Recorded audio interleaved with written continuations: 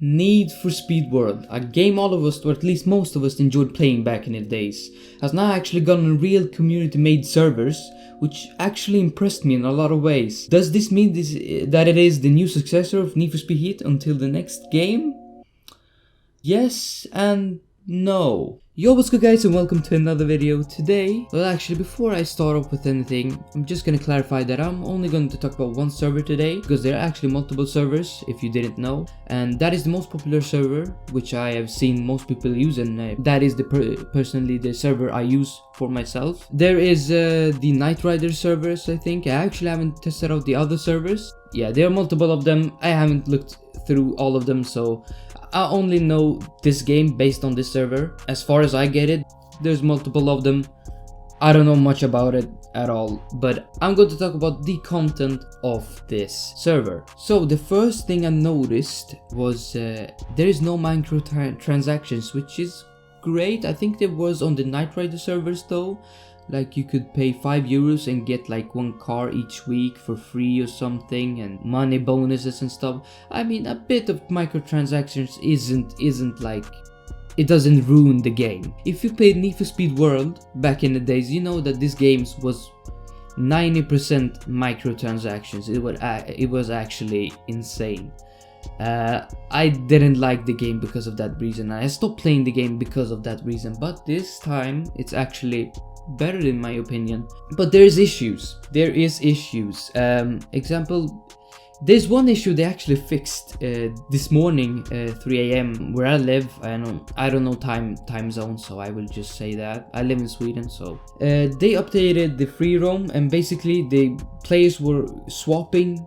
It was kind of off. For example, I would play with my friend and he would swap to a completely different player. Like he would look like another player. He drove a Silvia, and when he teleported to me, he had a Bugatti all of a sudden. And you're like, why? How did you get that Bugatti? He's like, nah, I have a Silvia. And it happened all the time, and we switched cars all the time. It was hard to know who was who, and we had to basically find out by telling the other person to do something to know who is who. Jag kommer nu, jag teleporterar till dig. Teleport till 5. Åh, helvete, det var någon snabb bil. Där, jag ser det. Nej, ser du min Silvia? In races we had the cars that we had originally, so it didn't swap us like that, but in free roam it did, and they fixed that, which was actually impressive. My friend actually sent a screenshot of that, and I was like, wow, I'm actually impressed by how they're updating the game and keeping it alive.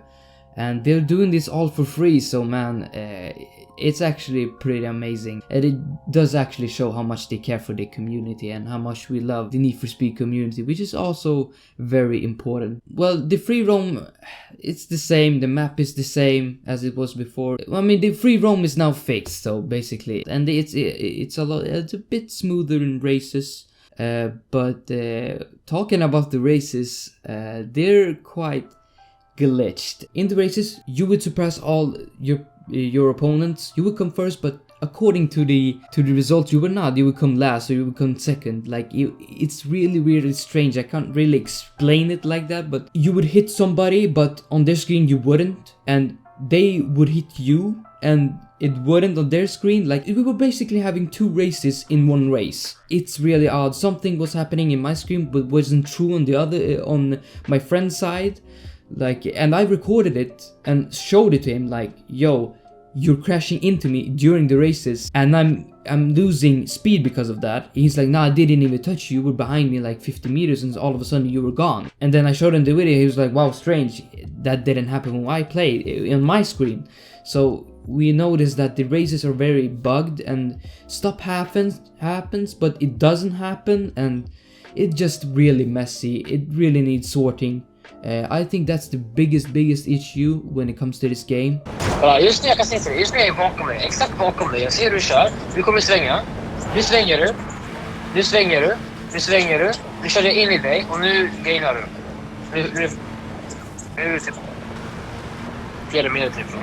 Otherwise it's actually actually quite impressive. They have added a couple of cars in there. They're supporting the game. They're constantly active with the community and stuff. If you go to the announcement, you can see the updates. And they updated, last time they updated was today, as I mentioned, and before that it was the last update was like last week. Yeah, exactly last week. It's good. They came with 3 cars: the Porsche Cayenne Turbo S, the Sard MC8, I think there was the Le Mans MR2, if I'm not mistaken. Please speak correctly. And the Alfa Romeo Brera, and they fixed a couple of stuff and added races and added Le Mans races, and it's actually pretty. It's good. There are better support for this game, which are coming from Need for Speed fans than they are for an actual Need for Speed title, aka Need for Speed Heat. It's incredible actually how we can support this but EA can't, or Ghost, or I don't know why am I having a brain freeze? I can't actually remember who's the developer. Who's the new fucking developer? Oh my god, I actually have to Google this. Criterion, that's what they call. Anyways, on to the cops. And wow, they were hard. Oh, they were hard. Fall back until traffic clears.